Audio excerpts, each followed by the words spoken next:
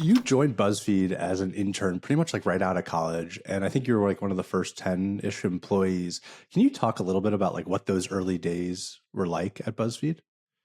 Yeah, absolutely. The early days at BuzzFeed were definitely the Wild West. Definitely had a viewpoint and a mission, but the reality is that it wasn't really fully fleshed out on like where this would lead us, what it would become. I think it was a bunch of people that just were driven by the idea of disruption, and believed that there could be a way to predict virality and understand deeply why people share content. And we were definitely all driven by Jonah, who is the CEO and founder of BuzzFeed, and really kind of like his whole story about like how he had been able to, in his personal life, manufacture virality and applying that to sort of our core mission and like how do we take that and productize it, and build a company around it was just very exciting. No one else really at the time was doing anything like that, especially on the digital publishing side. And I think it was just a bunch of people that were excited about changing the game and challenging the status quo. I'm curious what it was like working with Jonah because I've always looked up to him as sort of this media visionary. And I think he did HuffPo before BuzzFeed. And then, like, so what was that like? Would he just come to the table with all these crazy viral ideas and it's like, all right, Melissa, go pull it off? Like, what's it like working with that guy? Yeah, I mean, it's exactly like that, which is why those days were amazing. We'd gather around a giant conference room and we would have brainstorms for 3 hours, and there'd be, 10 of us or 15 of us. And Jonah would just say, why don't we do this or try this or this? And we'd all come up with ideas and we'd go around the table and we'd like rattle off our ideas. And that would be like kind of our mission for the week. And it would create hundreds of posts around different frameworks and ideas, and it was a lot of fun. I mean, it was a lot of laughing, a lot of like crazy off the wall ideas. He loved it, you could tell. And there was definitely no like this is off limit. It's like let's try it. And I think I've always stuck with that mentality too throughout my entire career. He never like put down an idea even if he didn't think it was gonna do well, because it was like how do we build the framework, and we never kind of know. And yeah, it was definitely, it was awesome. It was very inspiring being around him at that stage of the company. And I feel like that mentality of all right, let's just try things was kind of what made BuzzFeed work. From my understanding, you guys just published a ton of stuff every day, and then it was sort of like throw spaghetti at the wall, see what sticks, what goes viral, or was there more of a scientific method to kind of pair through it? And like, how did you think about that experimentation process as you Yeah, I scaled? mean, we definitely pulled up the dashboard.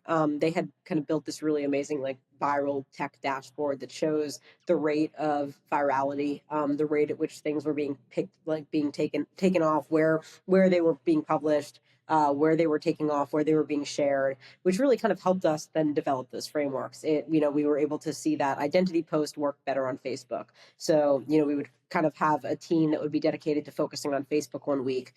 We found that like at the time there was a company called Stumble Upon, where it was like just beautiful images, like it's kind of what you see on Instagram today, where it's like the 10 places in the world that you didn't know exist. Like that was literally what Stumble Upon was back in the day. So we would optimize a bunch of team members to kind of go after that.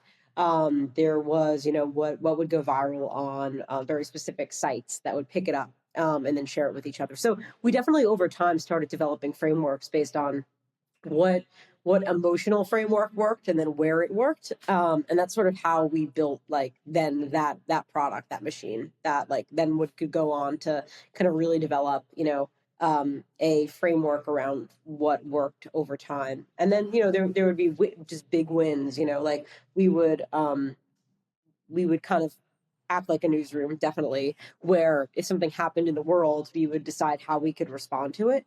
And unfortunately, in this country, there's a lot of mass tragedies, and I think people don't really know how to deal with them, and especially like in a way of communication. Back then, it was like, what do we do? So we created a bunch of posts that were kind of like the 15 photos that will restore your faith in humanity. Just personally to be able to uplift people when bad things happened. And we found that like people commenting and tagging each other and sharing that on those days, I think it was just like this kind of joint moment of like unity within sometimes a very fractured country. And I think that really kind of worked very, very well because it just brought people together. And yeah, we took a lot of learnings from examples like that. Yeah, I'm trying to think back on all the BuzzFeed posts I interacted with in the past. I think you did such a good job, like getting into people's like psychology and what would resonate with them. Like I'm Jewish, I have a Jewish mother, and so you would do you would do a post like 10 things an annoying Jewish mother would do, nag you about or something like that. It's like, oh, okay, this makes me laugh. I identify with that. I'm gonna click it, and I think you guys did such a good job of that. It must have been fun, like thinking through, all right, every demographic, each person, what content can I put in front of them to get them Yeah. to click. Is that kind of how you would think about it? Yeah, it was why does this emotionally resonate with someone? Is it funny? Is it nostalgic? Do they see themselves in it? Do they see someone they know in it? And sort of built upon that. Is it like an inner rivalry with like why LA is better than New York? We would just kind of take these tropes of like how people like to communicate in you know in person, and kind of extrapolate that to how do they share content and why do they interact with it. How did you think about BuzzFeed's relationship with Facebook? Because I know there was other platforms, but I think eventually, my understanding of it, Facebook algorithm was sort of the main way to drive traffic to BuzzFeed, and both the rise up and sort of fall down. Like, I don't know, were you studying that algorithm all the time? How did that sort of work? How did you think about, Yeah. them as a partner? Yeah, I mean, we definitely view them as a partner. We viewed it very complementary. We were effectively they were the rails in which we ran on, right? Like, we were the train, they were the rails, and we felt like that was a pretty complementary relationship. I know Jonah would have like meetings quarterly with Mark and to talk about what products they were rolling out, what new features looked like, what they were going to prioritize and feed. And yeah, I mean, it was definitely a symbiotic relationship for a long time where we would study what would work and why things worked on Facebook. And of course, we kind of became obsessed with it because they definitely fed us for a good amount of time. We started to really see social sharing pick up. And I think Facebook, can attribute whether they decided to at some point turn that off, like can attribute a lot of our growth to their own growth, in terms of building their product and getting people and their daily actives, monthly actives up, because people were sharing content on Facebook. I mean, it became our primary driver of growth over time. Absolutely. So yeah, there was definitely like a reliance on it, and definitely I think we kind of helped each other grow at that point.